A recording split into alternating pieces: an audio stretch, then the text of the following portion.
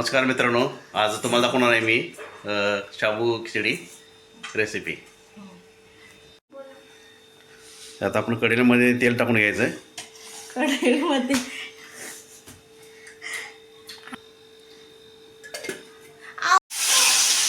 तर इथं तेल घेतलेलं आणि तेलामध्ये बटाटे टाकलेले आहे फ्राय व्हायला। खिचडीत बटाटे छान लागतात। एवढा एवढे बटाटे टाकलेले फ्राय होऊ द्यायचे याला। आता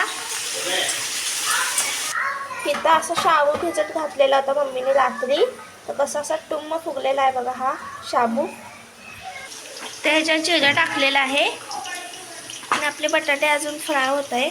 तिथं मिरच्या कापलेल्या होत्या मी, ह्याच्यात मिरच्या टाकून घ्यायचं आपण। मिरच्यांना पण फ्राय होऊन द्यायचे। मिरच्या बटाटे फ्राय होऊन द्यायचं। ह्याच्यात चवीनुसार मीठ टाकलेलं आहे। तर याच्यावर आता झाकण ठेवलेलं आहे आणि 5-10 मिनिट आपण याला फ्राय होत द्यायचं आहे। बारीक गॅस केलेला आहे। तर इथं आपला बटाटा फ्राय झालेला आहे आणि याच्यात शाबू टाकलेला आहे।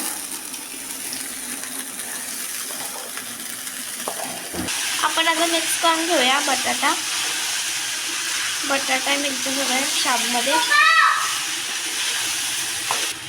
इथं शेंगदाण्याचा कूट टाकलेला आहे बारीक, जराशी इथं साखर टाकलेली आहे।